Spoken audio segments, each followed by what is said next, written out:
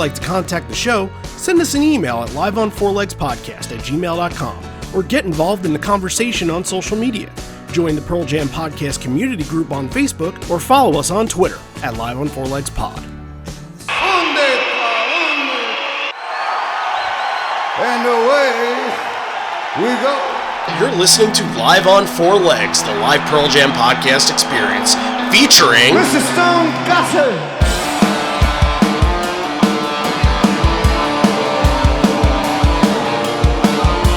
Gentlemen!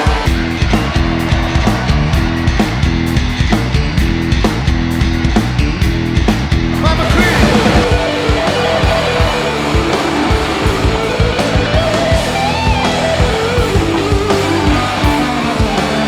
Matt fucking Cameron in the drum.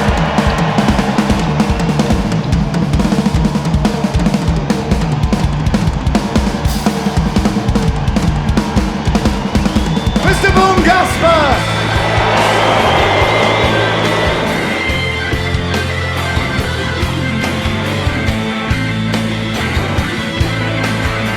You can call me Al, you can call me Ed, you just fucking call me, why don't you?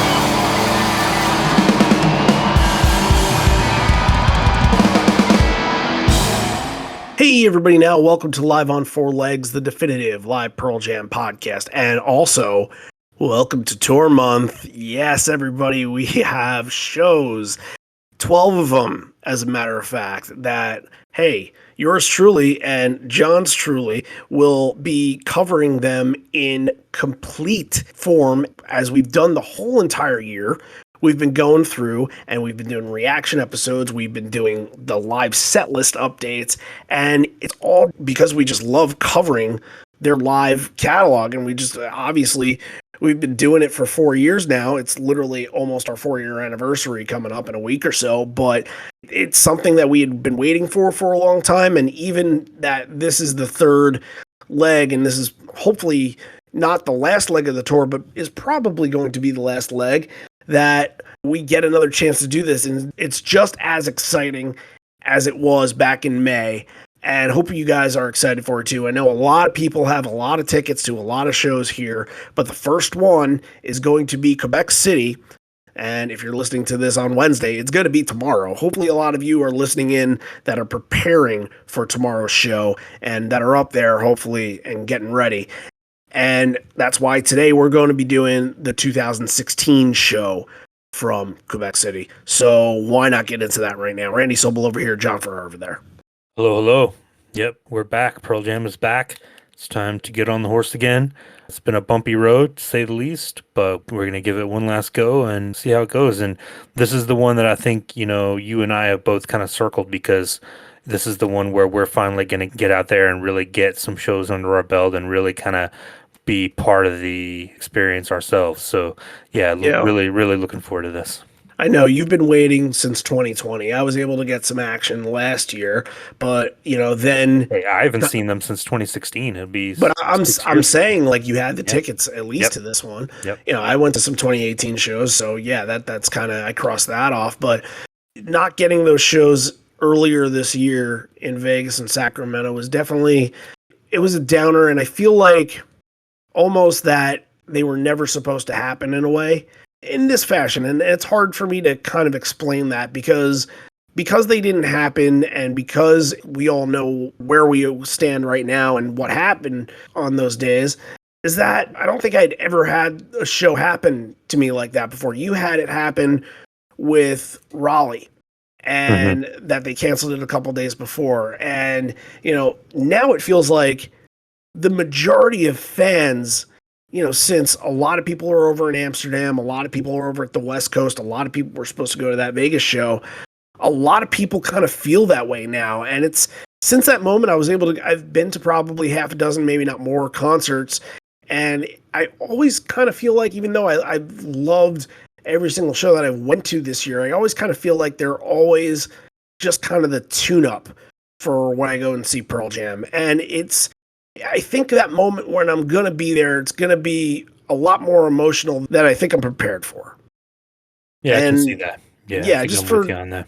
Right, and I don't think I would have felt that in Sacramento or Vegas, because I had been to a show 7 or 8 months before, so it's not like a long-term sort of thing where I've been waiting for a long time, like in between 2014, 2016 or something like that, or 2016, 2018. But now you got one crossed off. You missed one. So, and this goes to everybody that is in the same situation. You just got to kind of take it in and really enjoy and appreciate every single minute of this.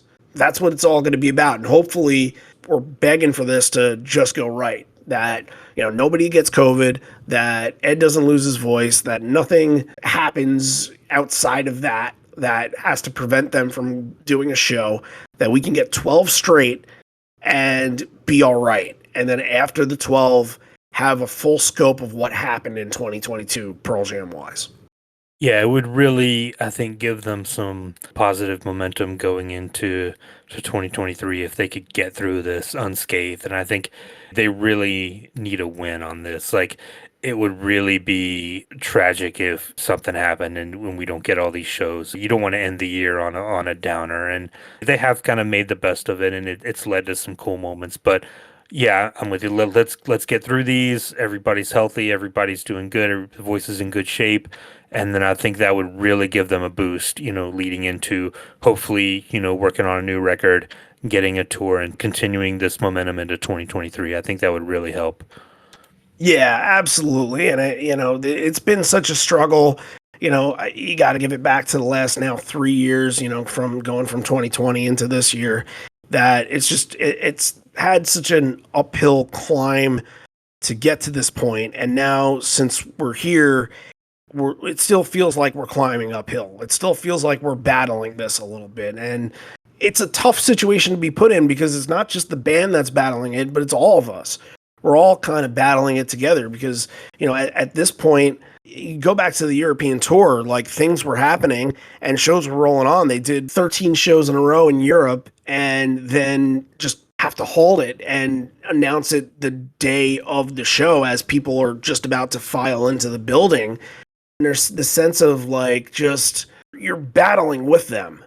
You're in with this fight with them because nobody's mad at Ed for Sure.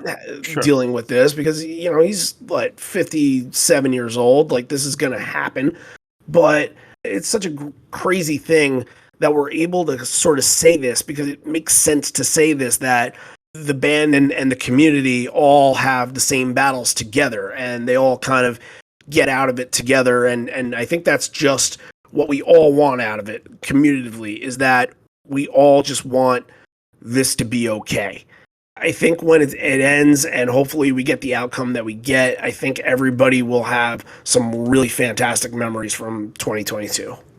Yeah, it's going to be memorable one way or the other. So yeah, I'm excited to get it started. And yeah, I can't believe it's tomorrow. We're already going to be back on it. And if tomorrow's show is anything like this one, it's going to be great. They're going to be in a good mood and feeling good about it. So the first show is always good. We know that tomorrow's happening. So we at least got that one, and we'll build from there.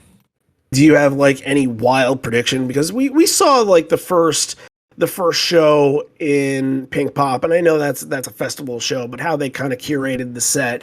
But it was also for a couple of shows after that. They were just kind of easing into getting into the more rarer stuff, or the stuff that they don't play every single night. So what do you expect from the first night out? I wish I could come here and be like, oh, they're gonna play 7 or 8 Gigaton songs. But yeah, I think they're going to, again, try to start off pretty conservatively. You might get 1 or 2 of the deep cuts, but I think they're going to start off slow and they're going to build up to something as they get further on. So this could come back to bite me, but I wouldn't expect anything too outside the box. I'm hoping that they just kind of play it, take it easy to get back on the horse, see how it feels, and then take it from there. I think setlist wise, I'm looking at 2 shows that setlist wise I think are going to end up being the shows of the tour, because it's always, it always doesn't come up on weekends. It's always in places that you least expect.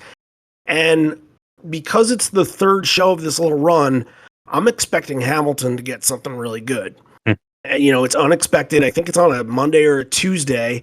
So they like to pull out those kind of shows in the middle of the week like that. But you know that you're going to get big shows out of Toronto, MSG, the whole stretch of Nashville going in. But I also think that Camden, a little bit of Camden the same way. It's on a Wednesday, and you've got a break. That's one that they've got a couple of days of rest before. So yeah, they have the Monday and Tuesday. So because it's not exactly New York City and it's not exactly Philadelphia, but you could say it's Philadelphia essentially. I think that there are going to be a lot of like key songs that you're not expecting in that set, especially because they haven't played there in a very, very long time. So I think that Hamilton and Camden are going to be the two to look at when we talk about these shows this year.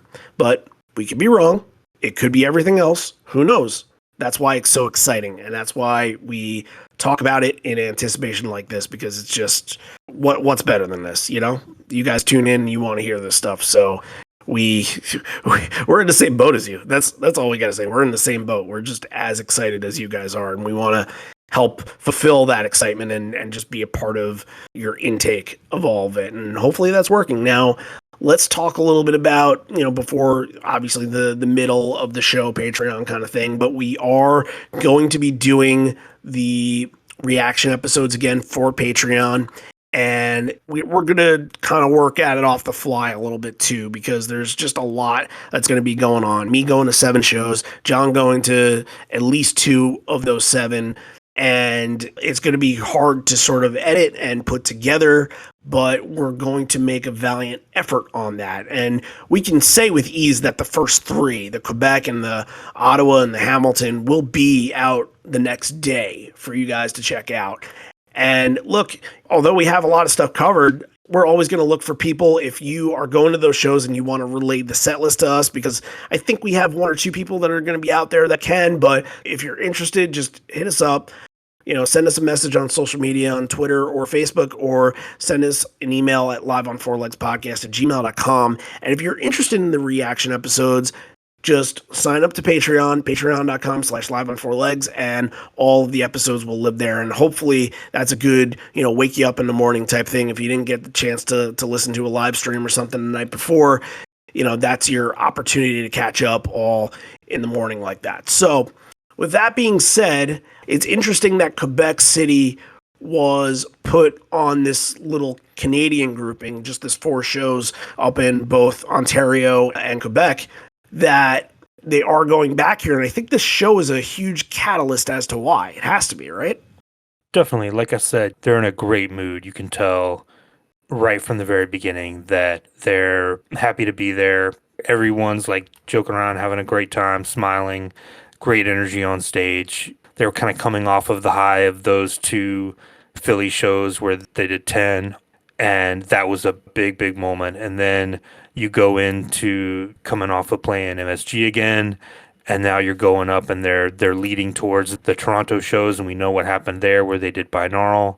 You look at this and you're like, well, they knew what they were going to do, because you're getting 4 Binaural songs out of the first, 8 or 9 here. Like, they knew what they were doing. But yeah, a great show, great crowd, and I can see where they would want to kind of repay that and give these fans another taste.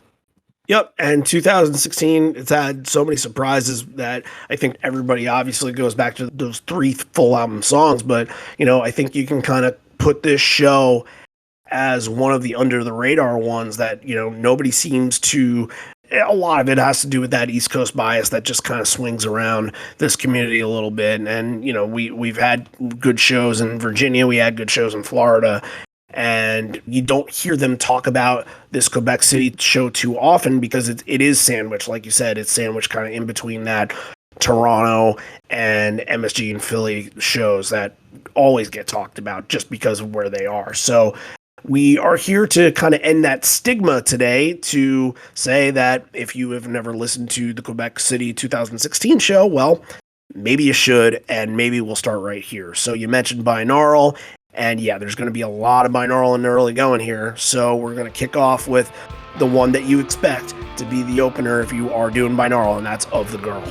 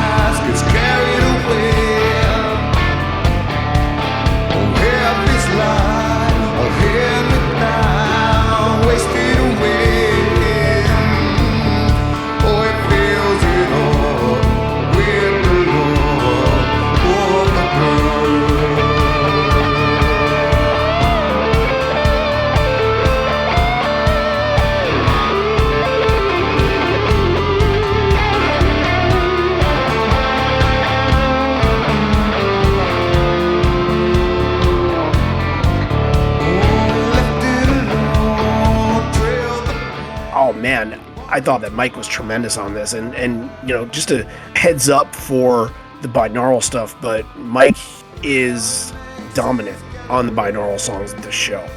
Is fantastic. And I think that a lot of what this version of Above the Girl was, the loud, every single note of that ringing out, like it's a ton of electricity that Mike is bringing to this, and it feels like he's sort of getting louder as he goes along, and also like a little extension at the end too. That means like, they were feeling it as a group, and that means like, it's like, okay, go Mike, go. Let's see what you got here to open up this show. And I thought that this was in every way like a fantastic way to get you into this. It's wonderful. Yeah, I agree. I think Mike was a standout. Also, I really liked Stone's kind of slow motion groove that he was doing, really kind of digging into the feel of the song. But I think too, even before that, I think they come out to Master Slave again, kind of trying to recapture some of that Philadelphia energy. I think that really kind of buoyed everybody, especially the crowd, because you hear that and you're immediately, at least for me, I'm immediately 13 years old again, pressing play on that 10 CD. So that kind of gets everyone going. And Of the Girl, yeah, nice lead in for what would come, but always a good opener, no matter if they're going to play the full binaural record 6 days later or not.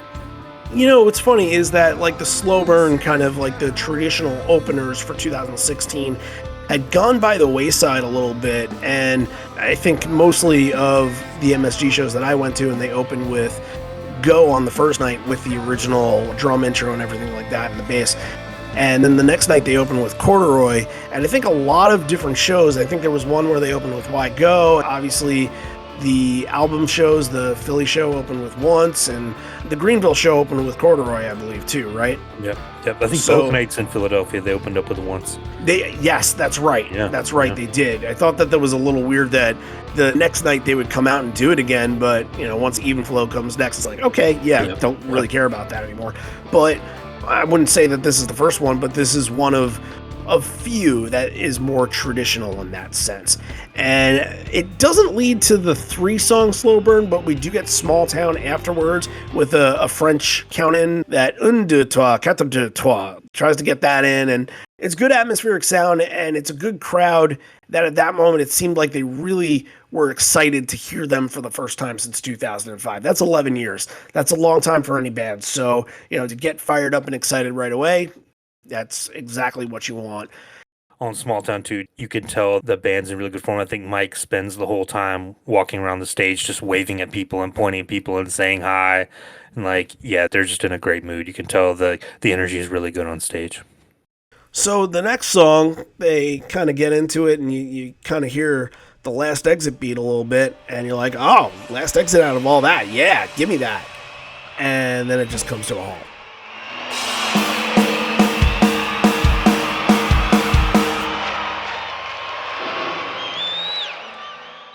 So, no Last Exit. Done. Yep. This little section is Once and the Last Exit in the God Dice. And I think what's important about this a little bit is that I was listening to the pace, and it sort of sounded like Once at first was a little off in a way, until I realized that, no, it's just being played at more of a groove. Shall I dare say it was more cruising-like? I don't know. Kind of in that fashion. But for these 3 songs, I felt like Matt was putting more of a groove to it than a drive that he usually does. It definitely got that Tenadelphia bump, right? Like, there's no way Once is played here if they hadn't done the whole record just a few days before, a week before. It's only here because they liked the way it was sounding in Philadelphia, and they're like, oh, let's bring that back early on. Because it is kind of, you look at this on paper, it is the outlier. They obviously opened with it in Philadelphia, but it had been a long time since Once had been a regular in the early part of the set. But yeah, you get it. It's a big crowd moment. It almost is kind of the bridge between that slow burn and then the little mini punk rock set that's going to come. So yeah, and actually to kind of expand on the point of after Philadelphia, them feeling it, I believe at one of the MSG shows, I want to say the second night, it was either number 2 or number 3 in the set. I want to say it started off Corduroy, Mind Your Manners, Once. So that makes a whole lot of sense that they were hot on it at that point. Yeah, for sure. Especially after that show where it's obviously a legendary show and it's a classic. So, but look, this is a good way to start you off. God's Dice, especially in the 2010s, is never left for the opening section like this. or if it is, it's super incredibly rare. And obviously, that's them being cognizant of, okay, we're practicing for this and we want to go for the full album. But even so, like four is so much. It's so much that you're getting. And I feel like there's a point that I want to make later with maybe another record that feels sort of similar to that, maybe nowadays, that we can get into. But yeah, look, I kind of like the groove in all this. I think in Last Exit there was a line change to, I think it was like Finally in Quebec or something like that. So It's fun from early on, and now after the three, Ed's going to address the audience by saying bonsoir and a bunch of French that I don't understand. So you're more of a liaison to the foreign languages, so I'm going to let you have it on this. Yeah, like I did take a few years of French back in school, and I can hold my own a little bit. I'm definitely better. My accent is better than Ed's is at the show. This was interesting to me because I normally don't understand what he's saying, especially, some of the South American languages, Portuguese and things like that too. But it's rare that I can hear what he's saying in the different language and understand. And I realize that his French is very bad. His Portuguese could be good or bad. I don't know. His German could be good or bad. I don't know. But hearing this and knowing what he's trying to say and hearing the words, like, it's not good. And I was able to make out a little bit of it. He says, after 11 years, it's our pleasure to return. Thanks to you. And then something I couldn't make out. And then he says, this is the last time, and then there's some boos from the crowd. Like, I don't know if they thought he was going to break up the band on stage or something, but he says, this is the last time I will speak French tonight because my French is shit. So was that what the crowd was cracking up at the end? Because there's something at the end that the crowd apparently thought was hilarious. So, okay, that makes sense. Merde is the French word for shit, and he says, Gotcha. My French is merde, yeah. Gotcha. But I think even more important than that little French speech, which obviously, merci, John, for doing that and translating that for everybody. But I think more importantly, because I think we have to plant the seeds for this, Ed is recognizing somebody in front and says, I know you. You're a guitar player. Thanks for coming. I'll see you later. That's all you need to know for now. That's coming back. But I think that every time that Ed speaks a language that isn't English, he usually says, my fill in the blank is shit. So there you go. He's fluent in the word for shit in many, many languages by now. Good for him. That would be something that we all should strive to happen to us. Ian Flo is in the 6th spot here, and I think the most important aspect in this is Ed throwing the mic to somebody in the crowd. At first and second, I wasn't sure if he threw it to the person that he just talked to. I don't think he did, but you see him reach out, throw the mic, and somebody gets the mic and doesn't quite fulfill the duty of getting all the lyrics down. But that's okay, because sometimes you can do that on Even Flow. I think that it's a song that you can pretty much lose yourself in and just be like, all right, well, it's the mumble song, essentially. And it's a lot of pressure to be throwing the microphone. Sure. And been like, okay, go. And who knows, like, they could be French and not really know it as well, not be comfortable with it. But is there anything from Even Flow that you thought was particularly special here? Cameron gets a little drum solo. He does. That's right. Yeah, that was a nice touch. Absolutely. Yep. Nowadays, I think it's kind of, here and there a little bit, but it's more of like a 2006 Avocado tour kind of thing. We get 3 in a row here from albums that we usually don't hear from too often, and these, you could say, that's a pretty rare section. From Pilate into Light Years into Sever Hand right here. Very good. And Pilate caught my ear. And that usually doesn't happen. Talking how to turn, drawing circles down. Like Pilate, I have paid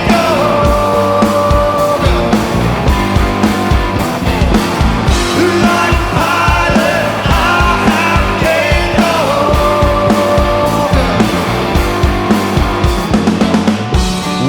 Walks me out of town.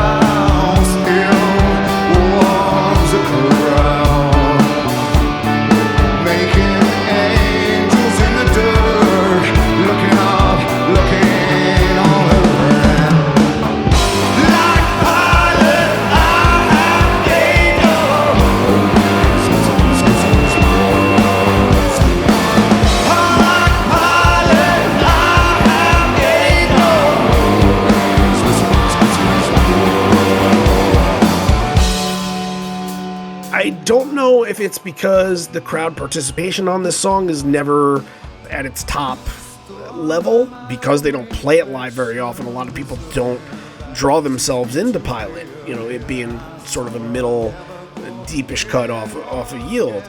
But I've usually kind of passed it by because of that, but this one has some bite to it.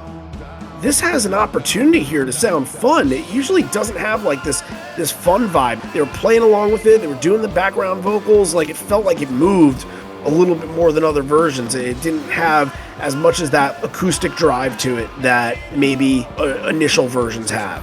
I thought that this was very good for Pilate. Yeah, Ed was definitely like doing a lot of emoting and like acting out a lot during this version. It hadn't been that long, I think, since they played it, so there may be a little more pressure on it. But it feels like we've gotten Pilate on the podcast a lot recently, so we're kind of like on a streak with it a little bit. But the one that stuck out for me was Light Years on this. I love this version of Light Years. Oh, I'm not saying that the Light Years didn't stick out for me. Yeah. You talked about it's going in order. Pace earlier on one, so I thought the pace on Light Years was fantastic. It had a bunch of dedications, which we talked about it, a little while back, where Ed's kind of feeling all of this stuff when he's playing the song. I thought Light Years had a fantastic solo. Ed and Jeff have a moment. So yeah, that was the one that stuck out to me. Yeah, I agree with the Cameron factor here. It's back to that drive that we're so familiar with, and the little pieces that I love within this song. The way that he has this stop and go motion, especially at the end, kind of waiting for that little button. And wherever you've gone, boom, and it kind of gets back into it that way. That makes for a good moment, and that makes for a moment where I think anybody who pays attention to the live catalog knows when it's coming and can kind of feel it and like wait for something like that. I thought that was very, very good. It's just a radiant version of the song. And there's going to be a speech in a little while that I wonder if that was kind of the reason for playing Light Years may have had to do with something that they were thinking in that speech as well. So we'll get to that. I mentioned that the binaural songs here, there were 4 of them being played. There's a record now that feels like it's become the new binaural, and I think that's Avocado. And we've seen it played very, very few times this year. But even before this year, still, like, every now and again you get a wasted reprise and a life wasted thrown in. But we've only had 2 different ones be played in 2022, and that's Come Back and Inside Job. And Severed Hand, which is happening here, great to hear in 2016, it seems like it was one of those songs that after the Avocado era and into the Backspace era sort of stuck around a little bit, every other night sort of thing. But it felt like around Lightning Bolt, it really got cut from the chopping block after a while. Yeah, it did seem like it had a longer life than, like your Worldwide Suicides and Unemployable and Parachutes and things like that. But it's one of those that's just kind of dropped off a little bit more and more every year. And yeah, they haven't brought it back since 2018. So now, that'll be one that I'll be looking for on this final leg of the year. Now this will be in my brain too, like, because you got 4 binaural songs here and we know what happened. So if there's a night when they do 4 Avocado songs or 4 Riot Act songs, it's going to be like, oh, what's coming up? What's coming up? Right. And yes, they've done the full album before back in Torino in 2006, but this is a different era. I also think that maybe with the way that they're doing things now, I think we've kind of passed the opportunity to get full albums. Ship has probably sailed, yeah. Right. All right, moving on to another 4 here. It's Corduroy, You Are, Mind Your Manners, and Whipping. It seems like even at this point that all of the albums are really getting into the heavy rotation a little bit. I don't think they've done No Code yet, but everything else almost has been thrown in. Little notes, not too much on this section a little bit, but little notes, Corduroy. I noticed that when they go into that call and response moment, I think it's when they break it all down and the crowd is supposed to take it with the Everything Has Changed part. And you didn't hear that from this crowd. I think they were a little just perplexed with the newer version of what Corduroy became. And I think that they were just kind of tossed up until a couple people heard what some of the others in the crowd did. They were like, okay, now they pick it up towards the end. But it felt like even the call and response a little bit needed some grooming, and plant needed to be fed a little bit. It took a while to get this going.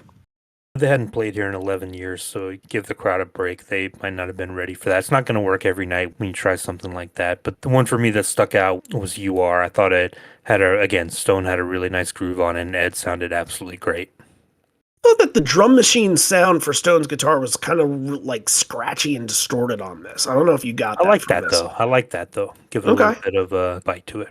Yeah, I didn't think anything wrong with it at all. I think it was just something that you don't really hear from versions of that. So I was actually wondering if it was on the right setting for the Hmm. drum machine, but who knows? It sounded really good. I don't think there's ever been a version of "You Are" that I've been like, eh. No, it's a Right. great song. Right. You know, the Mind Your Manners and Whipping, like you get two of the punk rock songs here. You're breaking up the energy, and "You Are" is kind of the way that you're building back to that, and those two probably lasts for a total of 4.5 minutes or so combined. So, great way to kind of cap that off and start something new here. Ed's going to talk for just a second. He talks about being a voter in America and praises Canada for being good people up there. Then talks a little bit about the Alberta wildfires that had been going on there at the time. And he said at least they're have a leader in charge putting climate change at the forefront of what he's trying to achieve, and said, I think that this next one was written about a guy in the woods too. And that gets to the fourth and final binaural song in the set, Nothing As It Seems. It's nothing as it seems. All that he needs is gold.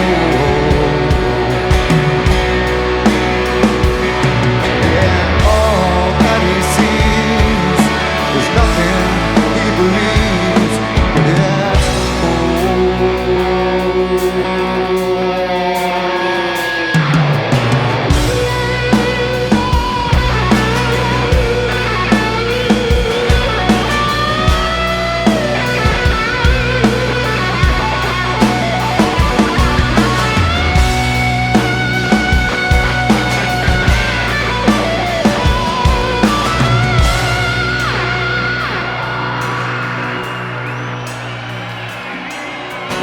uninvited comenzó a blanket like the ozone.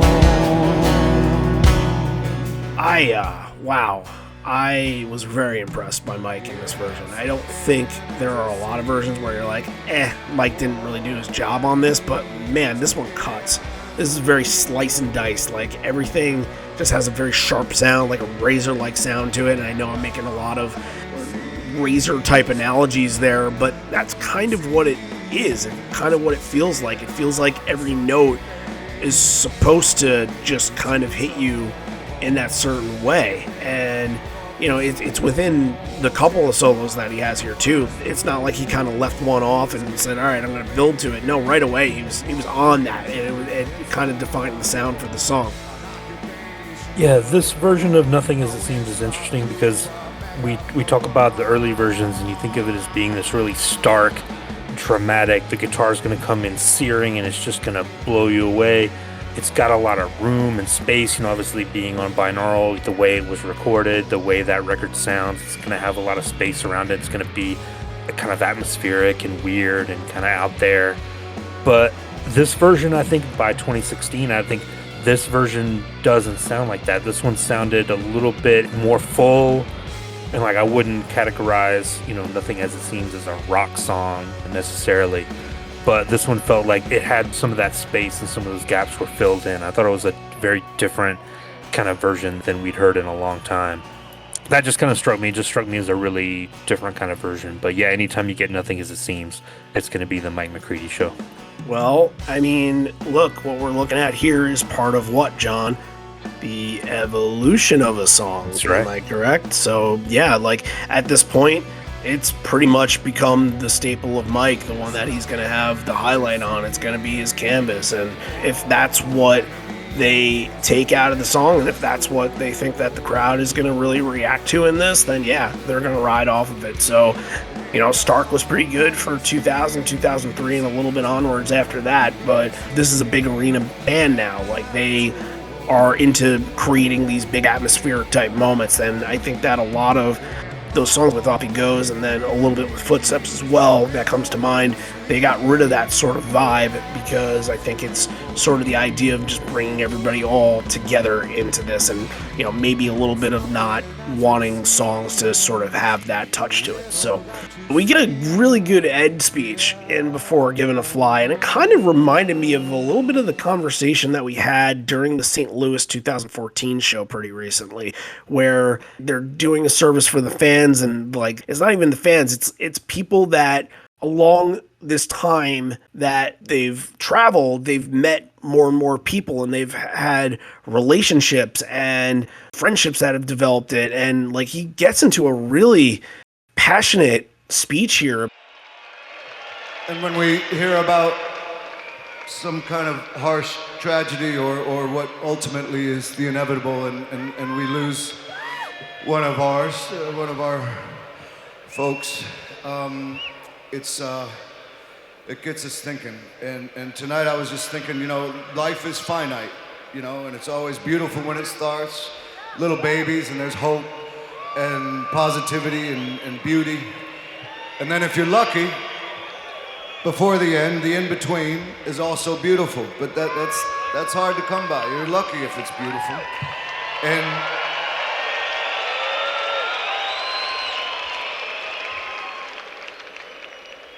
And if, the hard thing is that if someone is beautiful and you're in love with them, and you have a relationship for a long time, and then they have to leave the planet for whatever reason, the hard thing is that the more that you love them, the more pain you're gonna feel. And so I guess maybe you just have to remember that deep pain means that you loved them that much. It's a blessing, really.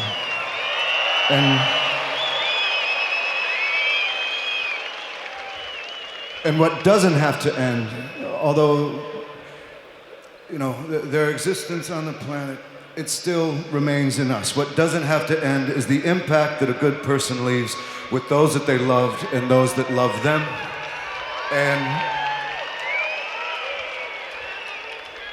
And sometimes they live on in the songs that we used to listen to together and dance to and all kind of things to together and grow up to together, and that's the case here. So this is to Valerie, who's here tonight, and her great man named Jan, who is still here in the next song. It's for you, Valerie.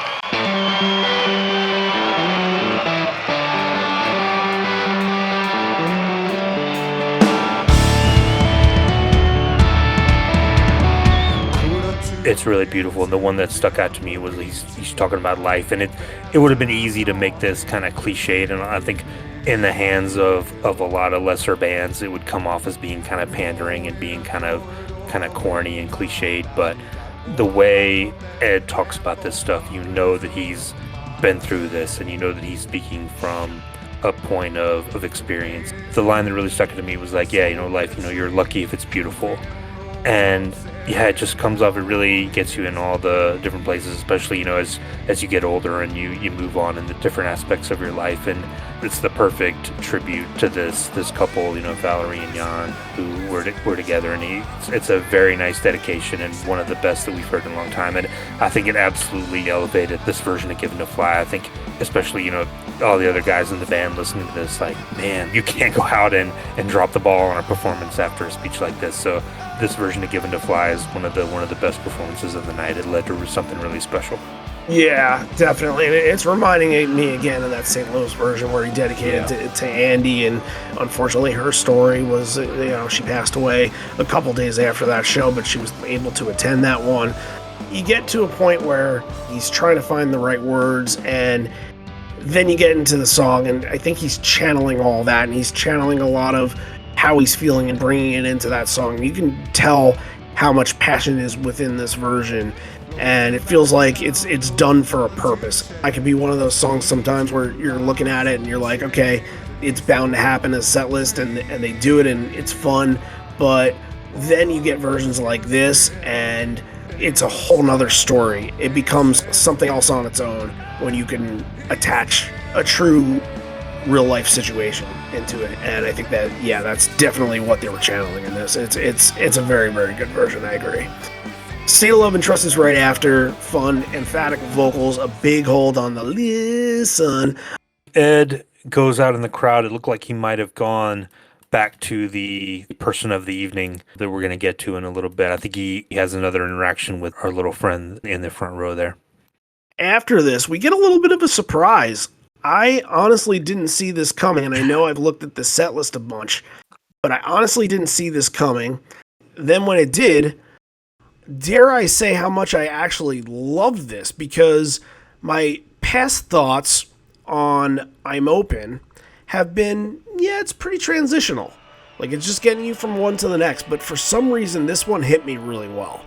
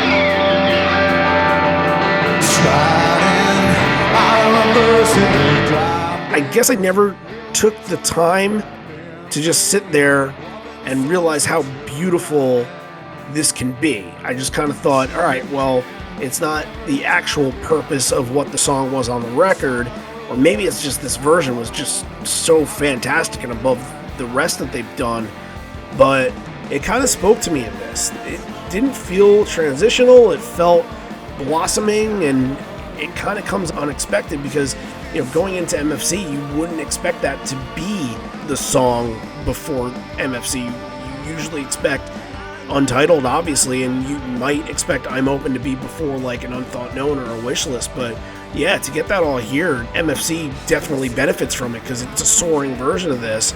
But yeah, this was fantastic, these two together. It surprised our videographer on YouTube as well, because as soon as it starts, you hear the person who's recording, I'm open? I'm open? Sweet. So that was funny. No, I'm with you. I love I'm Open. A lot of people kind of, I think, discount it as being one of those interstitial tracks on No Code, but I love the original version. I wish, you know, one of my white whales, someday he'll do the full album version live with the whole speech and everything. I think it's really, really good. It's absolutely beautiful. I think it just goes to show this show is them on such a high, in such good spirits. Energy's really good on stage, and everything they do is just working. And yeah, this is absolutely beautiful. I love the way that it flows to MFC. And again, like I said, a great version of MFC, you know, an absolutely great fluid melodic stone solo in MFC that really kind of brings that song home and brings it to another level. So good section here. And again, you're getting a great balance too within Given to Fly, State of Love and Trust, and then taking it down just for a song that's going to be a little bit of a piece to MFC, and then kind of building it back up, especially with two hits at the end here. Why Go and Better Man are going to end your main set, and it's just big arena vibes. You know, you could feel this coming to a close, and you can feel the crowd saying, all right, we got one last chance on this. Energy, energy, energy.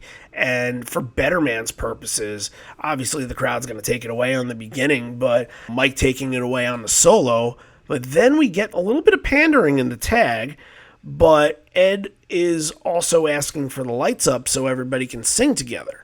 Now, Ed keeps kind of egging him on. He's like, I want it louder. I want it louder. And I think that kind of goes back to what the version of Corduroy was, where they weren't quite there exactly where the band needed them to be yet, but they oblige. I see where he's coming from with this.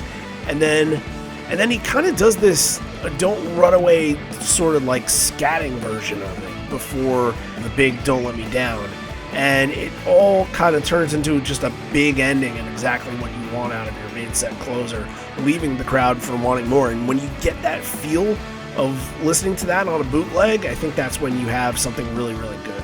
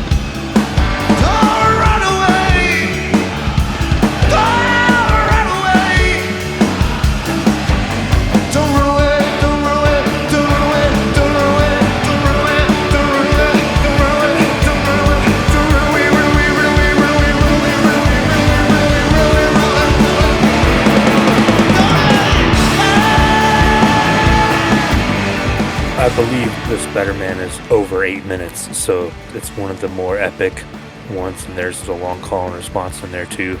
This main set, you talk about 4 binaural songs in a main set, plus I'm Open, plus MFC, plus You Are, plus Pilate. This is one of the more kind of deep cut heavy main sets of the tour, and then you need these 2 kind of heavy hitters to bring it home at the end with Why Go and Better Man, and yeah, it felt like it just tore the roof off. And the heavy hitters are going to be in full force. There's more coming, yeah. Encore 2 is going to be all heavy stuff, so we will get to that. But before we do, it is the encore time, and we can pause for station identification here and talk about, well, our newest release to Patreon, because after months and months and months of talking about it, we finally came through on our promise of putting out the Nothing Man Evolution episode. And like we said before, like the Evolution episodes are one of our favorite things that we've done. But, really, I think that for everybody listening in right now that hasn't heard one, and honestly, you should go back, because the Rearview Mirror one that we put out last week is for all the people that don't subscribe to our Patreon to get a little bit of a taste to that. And that's something we put out 2 years ago. But just real quick, what out of Nothing Man's Evolution did you find interesting in your research here that you're really excited for people to kind of take in and listen to? Just some of the early versions where like the crowd really took it on and made it theirs early on. There's some really good ones, even from, going back to 1996 and on through the whole history of the song. There's some really amazing crowd sing-alongs in the evolution of that one and what it would become. And it's a great story that starts at the very, very beginning, at kind of the genesis of the song, and comes full circle in 2022. So yeah, it was a really fun story to tell. Yeah, I kind of liked the idea of starting out where, like you said, coming full circle with that. And also some of the versions that, maybe the band didn't know what they had with it, and out of nowhere you kind of hear this crowd on the song that, had been out for a couple years, but they haven't really brought it into the set too often. And in 1998, where you start seeing a little bit of the crowd, 2000, 2003, you really start seeing a lot of the crowd in 2003 take it away. I think that was kind of my favorite thing to sort of see how that all developed and see kind of the versions where you can say, okay, that's the moment where Nothing Man can be flipped around and say, this isn't just a song that they're playing, this is a song that everybody's in there together for. That was what I was aiming for with this episode and what I think we achieved on discussing with it. So if you're into the idea of that and want more Evolution episodes, which are going to be coming, we're going to be doing them more often for the end of the year. We have a couple that we know that we're going to get to, and although we don't have a timeline on it, we'll be able to let you know when it does happen. But we've done so many. If you're not on Patreon yet and this is something that appeals to you, then you could hear versions for Immortality, for In My Tree, for Present Tense, for Footsteps, for Release, for Crazy Mary, for Given a Fly, for Hard to Imagine, for Leash, for State of Love and Trust, Corduroy, Porch, Wash. I might be missing one or two, and that's okay. But if that's all stuff that you're interested in, like just kind of learning about where these songs started and what happened to them and why they are what they are today, then I don't think you're going to get much better than that. So what you got to do in order to listen to these episodes is head on over to patreon.com/liveon4legs. You can sign up there. However, you can also download the Patreon app and just sign up there. I think that's much easier to listen to an episode on that platform. Anyway, the audio player is more like a Spotify or Apple Podcast audio player over there. But also you can sign up on liveon4legs.com. There is an orange become a patron button if you want to help contribute. The 3 tiers are the bonus leg tier, which is $1 per month, and you can sign up and you get all of the exclusive stuff. We'll mention you on the podcast as well, as we're about to do with somebody that signed up this past week. And the gig leg tier is the $5 tier. You can donate to that and get an episode of your choosing for us to do on the air, and maybe we'll tell your story a little bit along that as well. So that's enticing. And then our top tier, the Horizon Leg tier, which is $10 a month, going into our website functions and helping that out a little bit. But also with that, you do get the requested episode. You obviously get the exclusives as well, but you also get a profile on our website and a profile episode that we've done a lot of in the past as well, that we're looking forward to getting all of the people that have signed up in there and done in the future. So if you're interested in all that, I just told you, patreon.com/liveon4legs, and that's how it all starts. But keep in mind, this is a big month for us. We got tour expenses. We could use the help a little bit. So if you want to chip in as little as $1 and then get to listen to some of the stuff that we mentioned before, the reaction episodes, which, you know, when we were doing that in Europe and doing that in May, everybody wanted to get their hands on. So I expect that people are going to be jumping on that again, but hopefully you guys are going to be on top of that. Hopefully you guys want to listen to that. So if $1 a month makes sense for you to jump in and pitch in for that, that's more than worth it, I think. And it also helps us with, again, our tour expenses, getting Ubers in places, getting gas, getting food, stuff like that. It all helps. Let's thank one person that has joined Patreon this week. It is Ben. I'm going to botch your last name, but Boisclair or Boisclair. I am not sure, but you can write into us and let us know what it is, and we'll fix our mistake in the next episode if we have to. But thank you so much, Ben, for joining the bonus leg tier, and you'll get all of what we mentioned before, the Evolution episode on Nothing Man, the new reaction episodes that'll probably, the first one coming out on Friday, so hopefully you'll be excited about that and get to hear all of what happened in Quebec City and our take on it. And then for the rest of the tour as well, there'll be some special stuff over there, and obviously more exclusives in the future as well. So if that's something that you're interested in, we've had this goal in mind, the hope of getting 200 patrons by the time that we hit our 200th episode. This is our 197th episode, so we're coming close to that. We're coming really close. With just $1 a month, you guys can help us achieve our little goal, and we'll send you a little thank you as well. I have some gifts that I can give away that maybe I can send to you guys. So hopefully we get to that point, and hopefully when we are at our 200th episode, we'll be able to celebrate that. But we aren't that far. Hopefully you guys will be able to get us there. So All right, now back to the rock. We are going into the first encore, then we'll go into the second encore. That's how this deal works. Ed says, when I came in, I looked up at the highest level. High, definitely being the emphasized word there. I felt like I can imagine the conversation when they put this together. It's a little steep. Either we don't serve beer up there, or we can put in some railings. So they put in some railings. And they mentioned our favorite person from this country. We're going to play a song by Uncle Neil.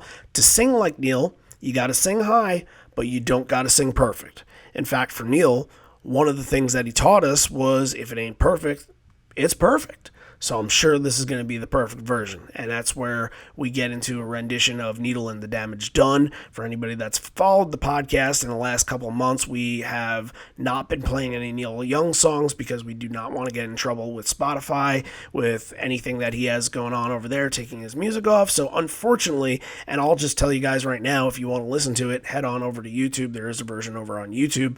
But I love this. I really love this. And I think it's only 2 minutes long. It's very short. It's just Ed, obviously, because it's just an acoustic song. But you can tell here, after saying all that, he's blatantly doing his Neil impression on this. Oh yeah, it's right in his wheelhouse. And this is the version that he's done, at home to himself, practicing a million times. And yeah, it felt really good. I mean, this is one that they've only done it 7 times. This is the 6th one. I can't see why they haven't done this more often. You can tell that he loves singing it and he does a really good job on it. Yeah, I'm with you. This is really good. Loved it. I think the 7th version was one of the pre-show songs, right? I think if I'm so. not mistaken. Yeah, that makes a lot of sense. So that's all kind of leading into the band coming back on stage, and they're going to do Thumbing My Way into Sleeping by Myself. Thumbing My Way I thought was fantastic. When they get into a good version of the song, they're able to capture a mood. And this one's a little bit different because it's on electric instead of acoustic. So it has more of an uplifting vibe to it. And when you're playing it acoustic, it's a little bit more downtrodden. It's a little bit more, as you said before, Nothing As It Seems is a little bit more stark. So it feels more uplifting, and it feels like it's some of the way that Ed is strumming in this too. It's just like lighter chord strums. It just allowed for this song to feel like there was more of a light at the end of the tunnel rather than you kind of get, and I've always had this vision because obviously the one line in the song, no matter how cold winter, there's a springtime ahead. It's like a hitchhiker walking through the snow. I think all of us kind of have some sort of version and vision of that when we hear the song, but this is kind of like springtime seems to have bloomed, and this is the version that sees that and can kind of move on and move forward and look at the future. No matter how cold the winter, there's a springtime ahead. I'm thumbing my way back to heaven. I wish I could hold you. I wish that I had. Thinking about heaven.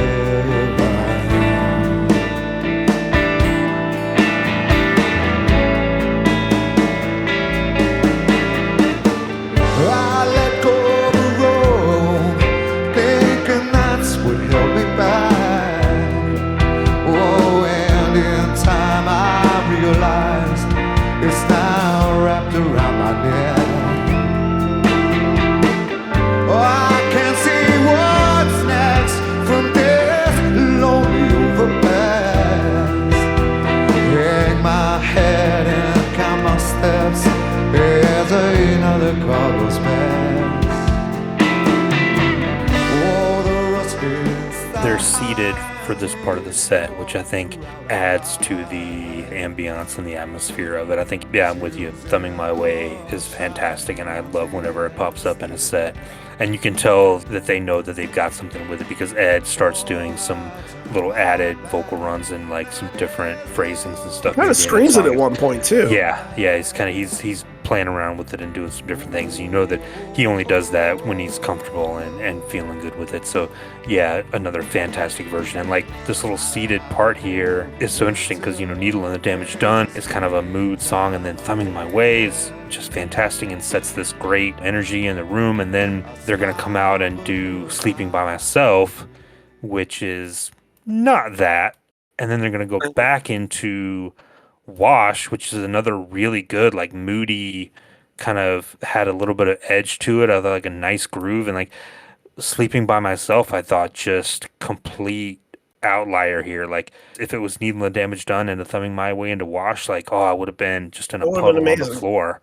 Yeah. But yeah, they decide to break it up with the Lightning Bolt track there for some reason. Yeah, This encore one is all over the place. Even before we get to the big moment later on, like just makes no sense on paper. you're right, it doesn't. Yeah, we'll get to that in a second after Wash. And Wash, on that hand, is just, first of all, it feels like it's out of nowhere, the same way that I'm Open did. Right from the beginning strum of that chord, you can tell, like, okay, this is a moment. Because Wash, after the first couple, you usually say, all right, well, these songs are now out and we're not hearing them at this show. But then the encore, which it isn't completely out of the question that they do Wash in an encore. It has happened before, a couple of times. But in 2016, it's pretty much solidified a song in the beginning, but oh man, this is a heck of a version. What she don't know today might kill us for tomorrow. Yeah. Bring it back someday. I'll bring it back, to the clean floor, to the floor. Yeah. Wash my love. Wash my love. Wash my love. Wash my love. Wash my love. Wash my love.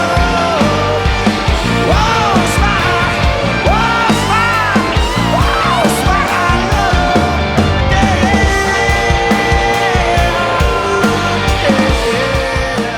Yeah. And just textbook rhythm guitar from Stone, like the way Stone and Mike play together on this, even going back to the early days, it's one of the best examples of them playing off each other and complementing each other very well. And that plays that here. Yeah, I'm with you. This is one of the highlights of the show. So now we get Comatose and Lightning Bolt. I think you said some randomness in the main set. I believe that this has to be that right here. They've done Comatose and Encores before. It's not totally random. It would never make sense for a show nowadays. Like that one's probably in the pile of if they ever do it again, it's more of a one-off type of thing.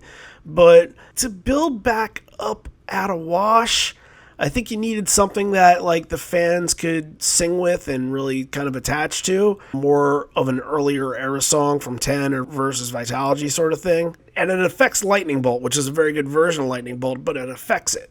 Because now it's sort of like, okay, well, we're getting some late. And look, I think a lot of people love these albums, so I'm not trying to pull this vibe in of like, okay, well, we just got Wash, but it's still in a way, you want to follow Wash up with something really strong. That's a difference between like an instant classic show and a very, very good show.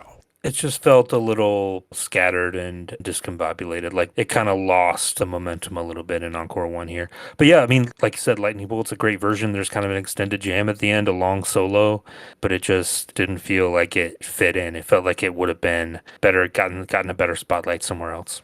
So, all right, I think we just go right into the moment here. This is the moment from this show. Everything else we've talked about doesn't matter. Yeah, this is the special thing. So, as we mentioned in the beginning, Ed points to somebody in the crowd and says, I know you, I'll come back for you later. So now, comes back to the crowd, brings him up, and then he takes a seat right next to Stone. Ed introduces him.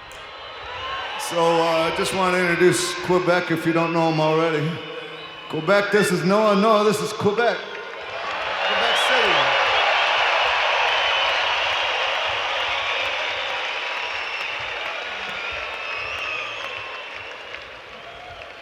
And I saw Noah.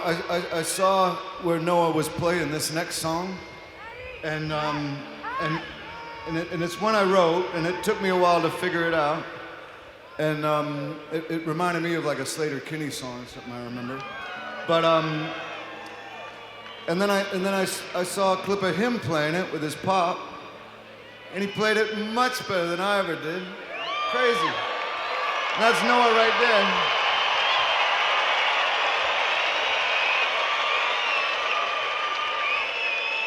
I asked him if he wanted to play. He said, well, I might die. So no pressure. He can just sit and hang out and you can just watch, but you're welcome to play too. Yeah, you're good. You look good.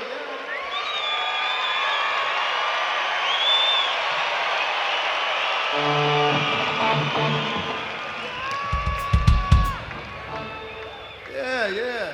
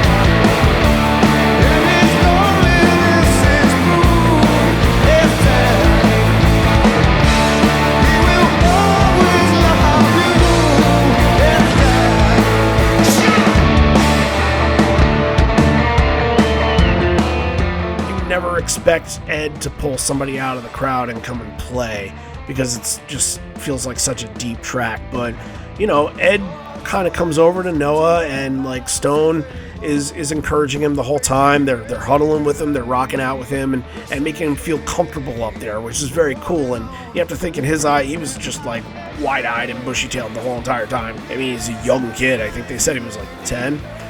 You have to think that like this is kind of an out-of-body experience. So to his credit, obviously, he goes for it. He says he was a little bit nervous to play it, but he goes for it. The way that you're able to hear him play, it sounded like he had it, you know? It sounded really good from his spot. There's a couple of interesting things about this, and yeah, it's an absolutely great moment. Anytime that a fan gets brought on stage to be part of the band, it's absolutely memorable.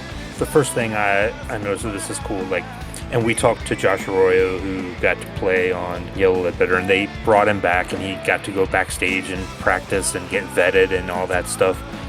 But with Noah here, they just reach in and bring him out of the crowd. Like, he doesn't get any, practice time. I think the story is his mom had taken this video of him playing the song and like gotten it to the band somewhere, or like she had sent the link like, hey, my son loves the song, he's learned it and he would really love a chance to be there and whatever. But there was a little bit of, I think, parental kind of like nudging, like go get him. Yeah, like you said, all credit to the kid. He holds it together. They bring him up on stage. He looks like a deer in the headlights. 10 years old. He'd be 16 now. Like, yeah. I hope he's doing great.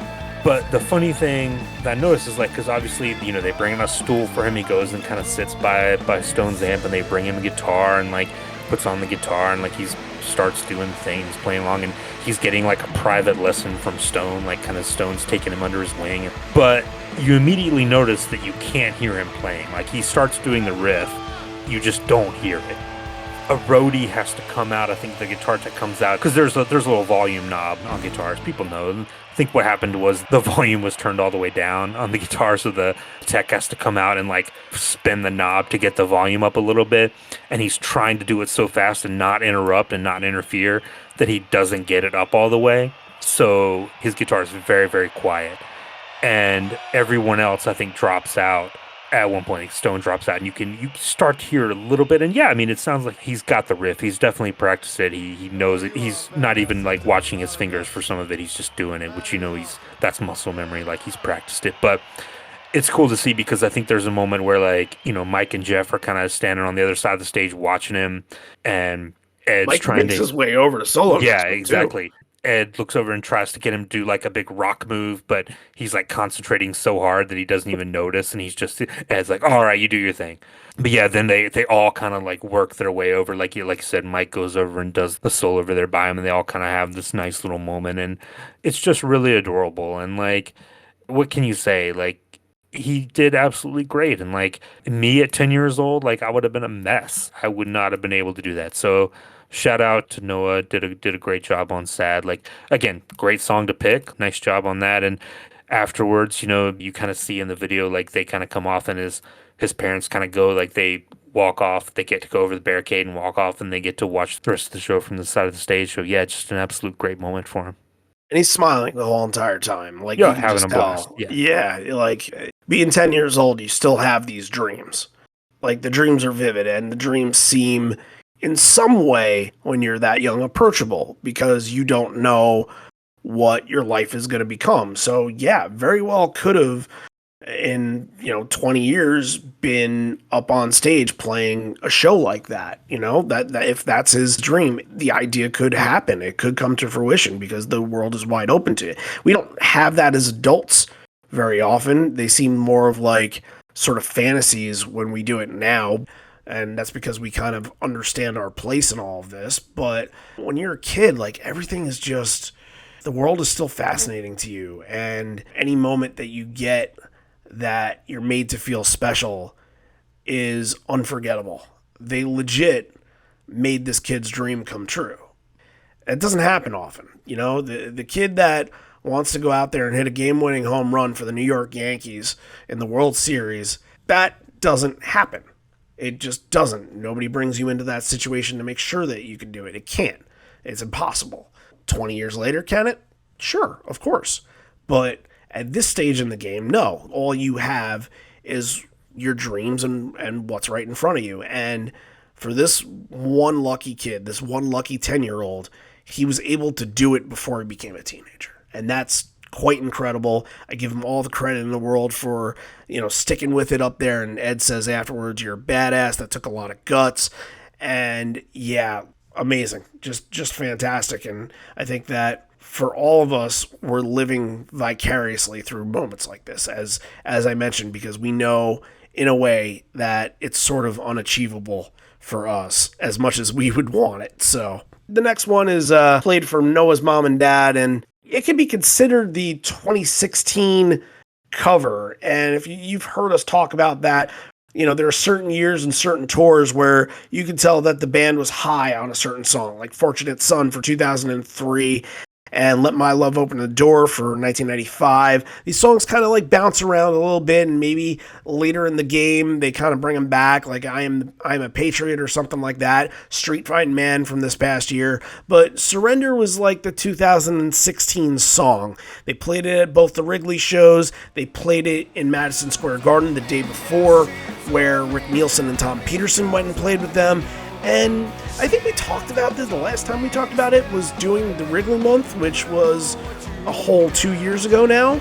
And I sort of remember you being real down on it because, Cheap Trick isn't your thing, but also it doesn't seem to be much of a fit for Pearl Jam at all. And I kind of agree with that. Yeah, this does nothing for me. It's like, leave this song to the Thursday night bar bands in your small town somewhere. Like, Pearl Jam has no business doing this. And I know, Cheap Trick is one of those bands that obviously, they played with them and they're friends with them, so there's a time. But I don't like it when Pearl Jam does super hits of the 70s. That doesn't do anything for me.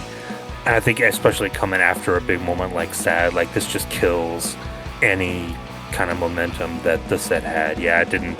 Not a big fan of this. I mean, the song itself is fine, the Cheap Trick version, but just leave it as it was, leave it in the past. I think a lot of people will disagree with that and say, because there are a lot of people, this is rock and roll, like that's a legendary rock and roll song from a legendary rock and roll band. So I think that a lot of people would see that and say, oh, Pearl Jam doing that, especially it's the third of 5 times in total. I think a lot of people would see that and be like, oh man, like that's them playing a band that they were influenced by. And it happens a lot. Like, I think it's kind of in the same category as Comfortably Numb, where it is them doing a radio hit, and you hear songs like Know Your Rights when they do something like that, and you think, okay, they're pulling out a song that maybe like the most casual Clash fan isn't familiar with. All right, so what's going to end this Encore 1 is going to be Porch, obviously, because it's got to end an encore or a main set something.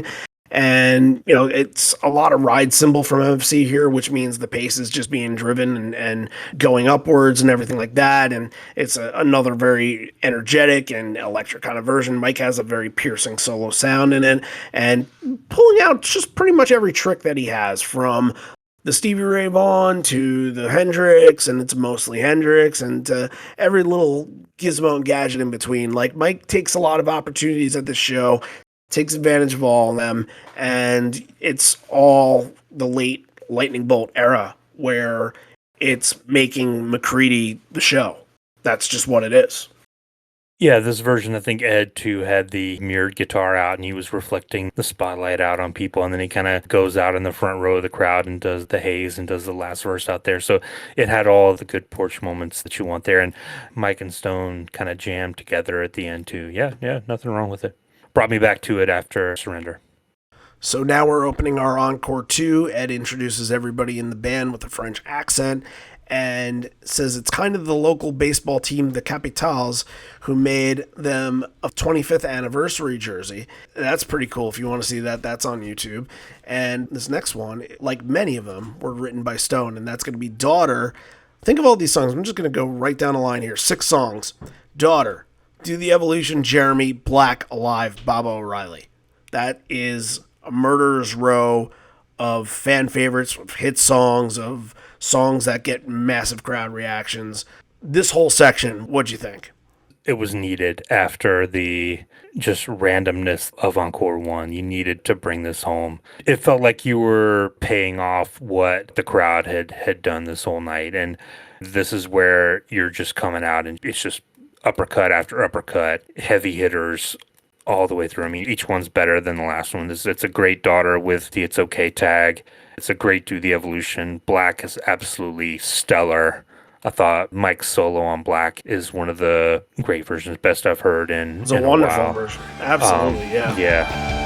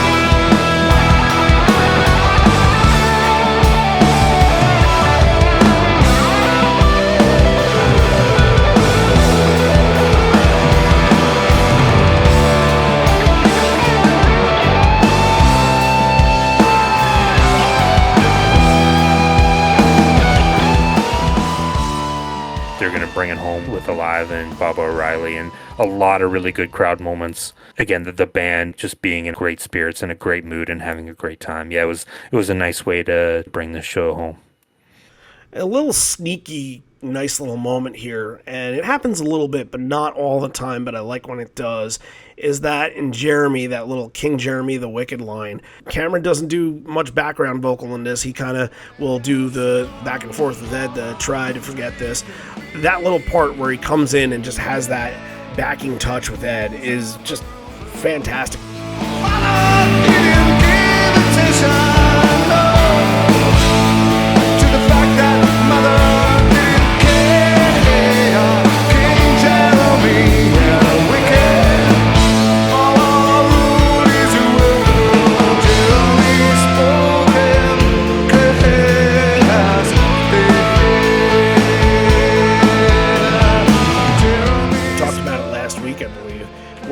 Jeremy has had some changes a little bit here and there, but that's one of them for the better. for sure that Cameron can have his little part where he's not doing backups for the whole thing, obviously, but, you know, he just comes in and it's like, ooh, okay, I hear something. That's Matt Cameron. Sounds fantastic. I thought that was a little cool moment. There's a funny thing, too. I think Ed, has got the tambourines out for Baba O'Reilly, and as the song is starting, he's off to the side, like he goes over to Mike's side and tosses a tambourine up into the reserve section. I think he realizes it as he's throwing that, like, he has to start singing in approximately 0.02 seconds. Before the tambourine even lands, he's sprinting back to the microphone for that yell at the beginning of the song. It comes in kind of late. I think you can hear it. Like, you're like, oh, he felt like he missed that. He was 20 feet off to the side throwing a tambourine. He's all over the place on this. Everyone in their grandma got a tambourine at this show. And there's a funny moment, too, where he gets to the end of the song and he's got the last one, and he kind of, like, does a big, like, throw, kind of hurls it out into the middle of the pit, like, as far as he can throw it. And he kind of watches it and he kind of winces. It looked like it felt like it might have, like, hit someone in the head or something. He kind of does, like, oh, sorry. That was funny. And then Mike's out on the front row playing, I think, during a live, and Baba O'Reilly goes out and does the solo in the middle of the crowd. So just very crowd-friendly, very happy, in a good mood. When they're, he's doing his post-show little thank yous and speeches, he throws in, oh, we'll never forget this one.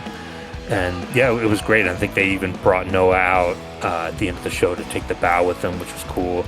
He's holding on to a set list, and he's got a tambourine, and Ed gives him some picks, and, like, he's just kind of got his hands full, like, grasping onto this stuff for dear life, like, I'm never letting this go. They have kind of a nice moment where after the band leaves, Ed kind of takes him, puts his arm around him and kind of talking with him, walking off the stage, and kind of give him like a fist bump and, like, hey man, like, they have a nice little moment. So that was a nice way to bring this one to a close. For all you mothers and fathers out there, great way to get your kid on stage is to teach them a song and have Eddie be very impressed by it. Don't be the B-girl, though. Don't be the B-girl. Don't be the B-girl. Don't be the B-girl, but you can be the humble, the wonderful Noah, or the Kai Nukermans of the world. Those are better role models than the blind melon. Hey, Kai and Noah are the same age. Maybe they could start a band. That would be very cool. Yeah. That would be very cool, yeah. We'll see. They have the band of Pearl Jam cameos. Yeah. We'll see if that ever comes into fruition in the future. Hit us up, guys. We'll put it together. Why not? We've come to that stage, right? All right. We got 35 songs that we just went through. It's time to do 3 moments. I suppose I am first this week. I'm going to go for moment number 3 is I'm Open into MFC. I'm Open just being sort of just a shock for me, because I've never sort of given it the time of day. I've seen it twice, and it felt more of a transition. And maybe this was more like blossoming and kind of got spread out a little bit. But, even into MFC too, I think the combo was really, really well done. But yeah, this is really the first time I've thought of I'm Open as anything more than a transition, so I was very impressed by it. The number 2 moment for me is going to be Wash, because it's Wash in an encore, and it's just Wash, period, so that's reason enough that it could be number 2, and then number 1 is Sad, because it's the moment to take out of this, and it's wonderful to see that a kid got to live out his dream, and I want to live vicariously through it, because we all want to be 10 years old again. So, yep, that's my 3. I'm going to go a little bit different. My number 3 is going to be Light Years. My number 2 is going to be Sad. And my number 1 is Given to Fly, because I think the speech before Given to Fly, the way that was played, I think deserves to be what it is. And yes, the sad moment is great, but it's a moment because of Noah, and because he's a kid and his age, and like it's that moment. But as far as like moments that I'll take away from this performance-wise, I think Given to Fly is number 1. All right. Yep, they were different for sure. And yeah, I can't discount the Given to Fly moment either. That was such a wonderful, powerful speech. So yeah, you hit it on the head right there. But now we are in the position of rating this show, and I am the one to go first. I don't have much to say. Like I was impressed. It was a really nice show that had a set list that is pretty unique. and from a place that isn't like a destination place for Pearl Jam, like a Toronto would be up there. And usually when they've gone there, they've kind of gone to Montreal, and that's the bigger city, so that's sort of what they've done.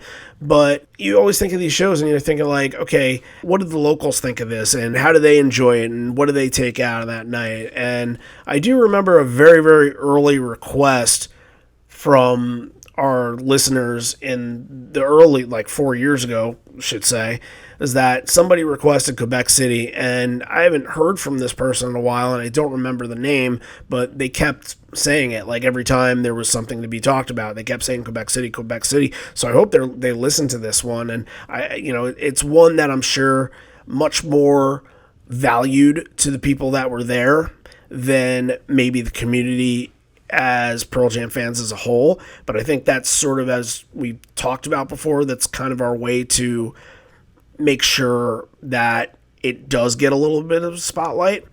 And that's why I think I'm like kind of weirdly in between an 8.5, but I can give it an 8.5 and be okay with that. I think that's fine for this. It has a good moment. It has a couple very, very good moments to take away from it, where you could say Quebec City 2016. Oh, that's Noah that played sad. That's the moment from that. And I think that's pretty important for any show to have that pinpoint. But it wasn't exactly an instant classic in a way. It's just a very, very good, and that's totally fine. And it's totally listenable, and I recommend it as much as I recommend anything else. So I'm there with an 8.5. I think I'm right there with you at 8.5. I think it had the potential to be an instant classic, but I think there were a couple of things that keep it from getting there. It might be a tad too long, but again, we can nitpick about every show, and it is what it is. But I'm with you. The thing that makes it an 8.5 is the really positive energy on stage. The band's obviously in a great mood. They're having a great time. A lot of the speeches are great. The performances are great. The Noah moment is obviously special. I think even if that moment hadn't happened, I think this is still 8.5 for me. Like, very, very good show. Again, recommended. Great night. And I hope they can recreate some of that tomorrow. And we have just as good of a show to talk about. Absolutely. And for anybody listening that name might be Noah and might be 16, say hello to you, and hoping for the best, and hopefully you're going to the show tomorrow and are going to enjoy it. And if you want to report back to us with some things that you liked from it, if you are going, then we'd love to hear from you. So reach out. We always love the people that are getting involved and intertwined in the Pearl Jam world. So yes, that is it for Quebec City 2016, but not it for Quebec City 2022, as we'll have much, much more on that as the week goes on. It's happening tomorrow night. It's then going to be the reaction episode on Friday, the Concertpedia write-up on Friday. Definitely tune into those, and just taking everything about this band that you can, because this might be the last time in 2022. It might be a while before they go back out on tour again. Album, Ed's voice got to shape up. Some things have to happen before they can really get back to where they want to be. But yeah, following along and having this and stuff like that, I hope you guys are enjoying it all, because we're enjoying giving it to you. So we're not done with the location tribute yet to shows that are going to be on this tour.